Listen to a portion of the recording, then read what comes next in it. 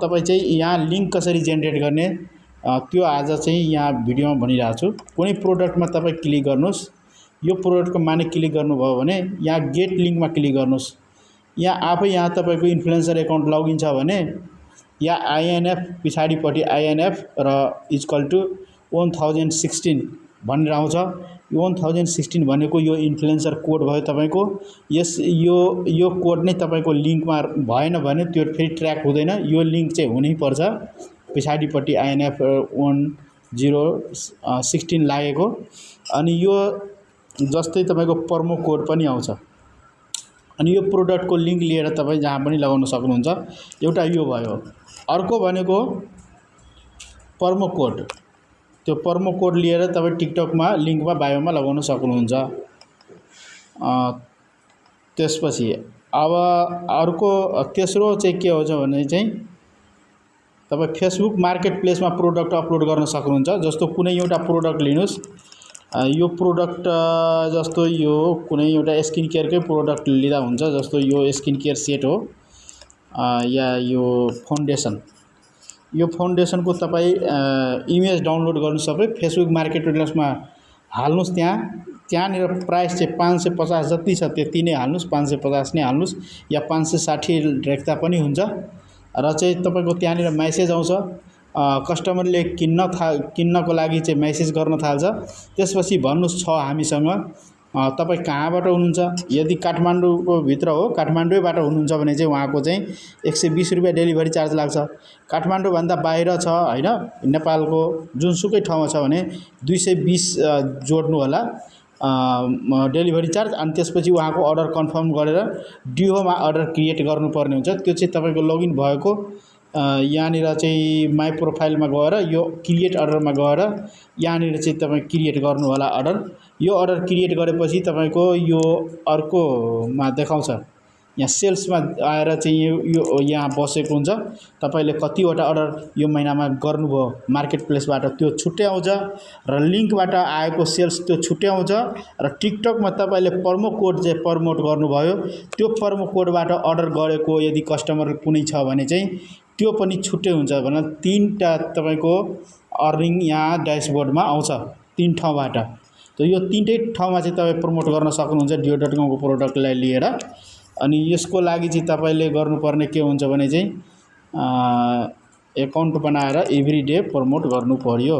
अब चाहिँ यो कसरी गर्ने भन्ने कुरो म यहाँ देखाइरहेको छु। यसमा जाने यो न्यू पोस्ट छ यहाँनिर प्लस आइकनमा रेड कलरमा न्यू पोस्ट।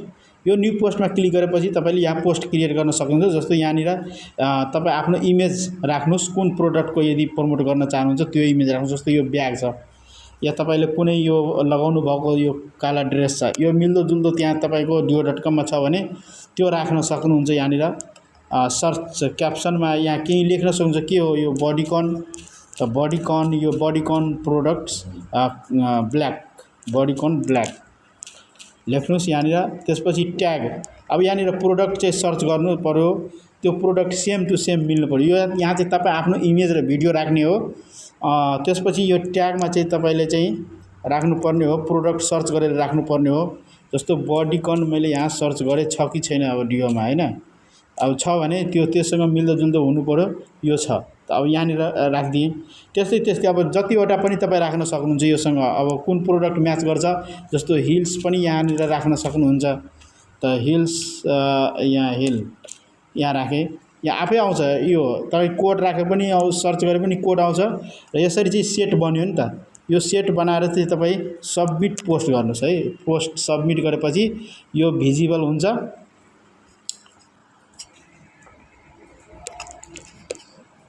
त यस्तै चाहिँ तपाईँको यो आउँछ।